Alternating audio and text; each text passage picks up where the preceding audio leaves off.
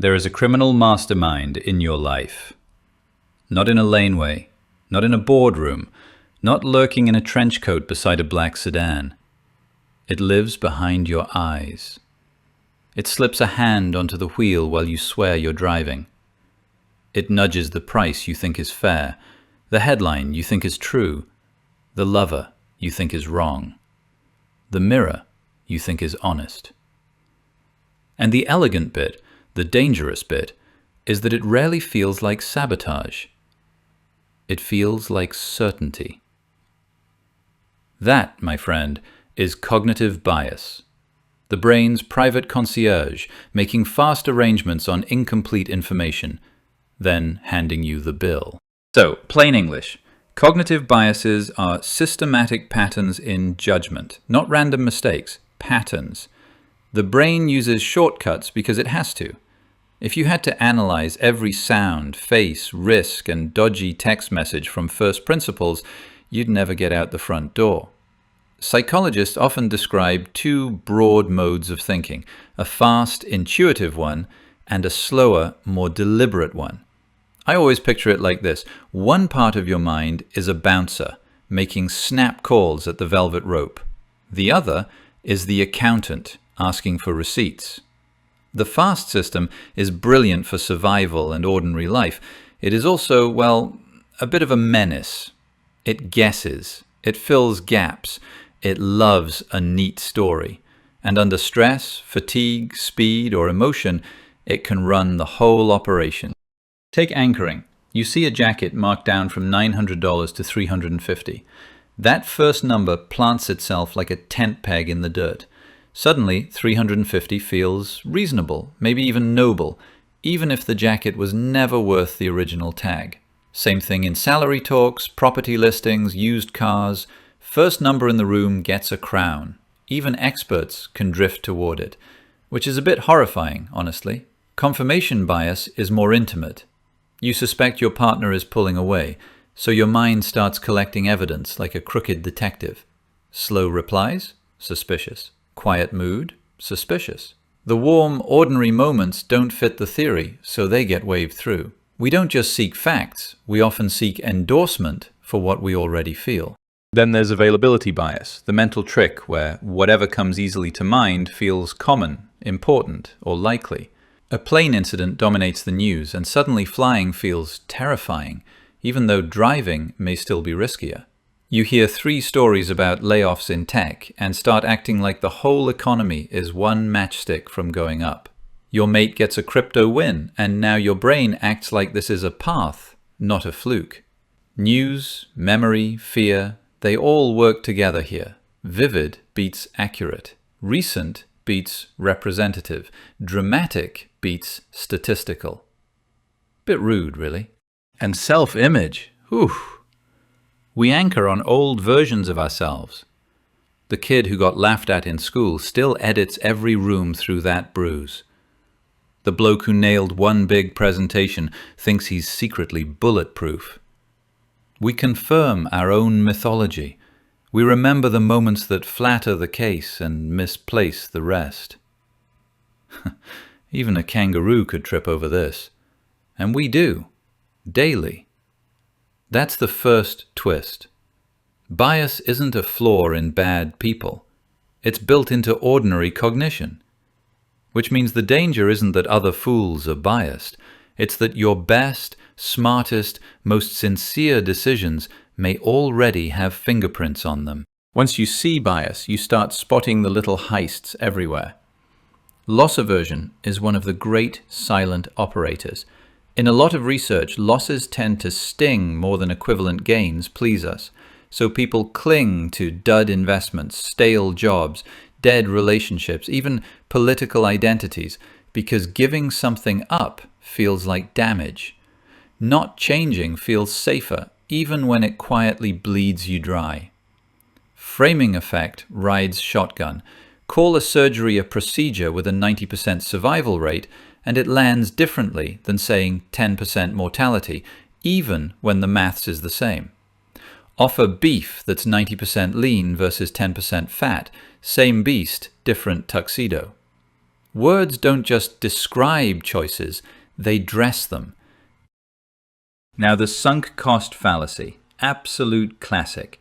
You've spent years in a career that hollows you out, so you stay, because leaving would mean admitting the investment won't pay off. You sit through a miserable film because you've already paid. You keep repairing a relationship that's gone full busted tail light because of the history, the holidays, the emotional mortgage. Rationally, past costs are gone. They should not govern the next move, but humans hate waste. We would rather continue a bad story than declare the last chapter expensive and finished. Status quo bias is its quieter cousin.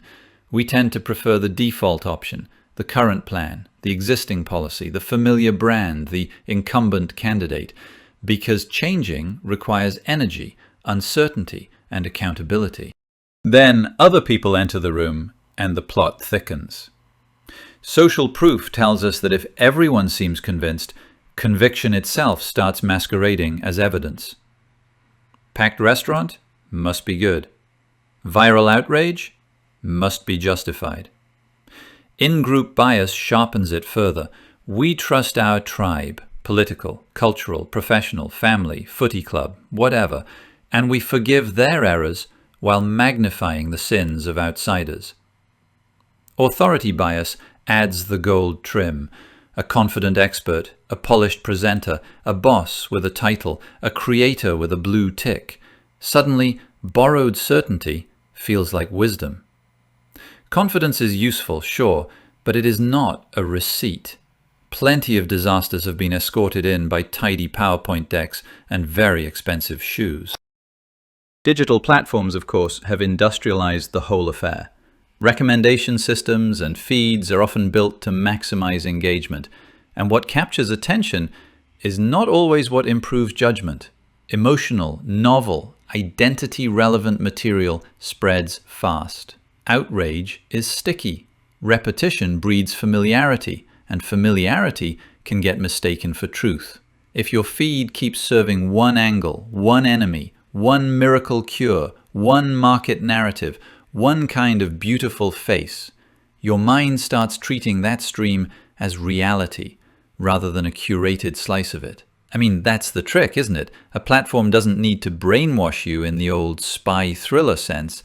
It only needs to keep handing your biases fresh ammunition. So purchases, careers, voting, loyalty, they're not just personal choices floating in clean air. They're shaped by defaults, losses, tribes, labels, and the architecture of attention. Modern attention markets don't merely compete for your time, they compete to become the environment in which your judgment forms. And if someone controls the room, they don't always need to control your mind. They just need to know which levers your mind already came with. Right, the hopeful part, though not the fairy tale version. Can we outsmart our own minds? Sort of. Experts who've studied judgment for years tend to be pretty clear on one awkward truth. Awareness alone often doesn't fix much. Knowing about bias can make you better at spotting it in other people, sometimes while you're still marinating in it yourself. These biases are stubborn because they're tied to attention, memory, emotion, incentives, time pressure, and social belonging. Under real-world pressure, the fast system barges back in. So the modern conversation is less, how do we become perfectly rational, and more, how do we design decisions so predictable errors do less damage? That's decision hygiene, the idea that good processes can improve judgment even when minds stay gloriously imperfect. One research direction people talk about is metacognition, thinking about how you're thinking. Not in some incense and mountaintop way, more like, what evidence would change my mind? Am I explaining or defending? Did I generate alternatives or just polish my favorite answer? Another line of work focuses on structured methods, checklists, pre-mortems, base rates, independent estimates before group discussion, and separating fact gathering from final judgment. A pre-mortem is a beauty. You imagine your decision has failed spectacularly 6 months from now. Then ask why. It gives pessimism a lawful place at the table. Base rates are less sexy but very handy. Before believing your special case is special, ask what usually happens in similar cases. Boring? Yep. Useful? Also, yep.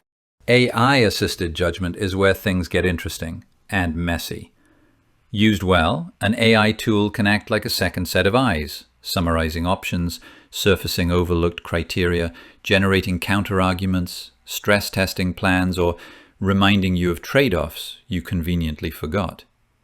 In some settings, decision support systems can reduce noise and improve consistency. But there are fresh traps. Automation bias can make people overtrust machine output. Framing from the tool can anchor users.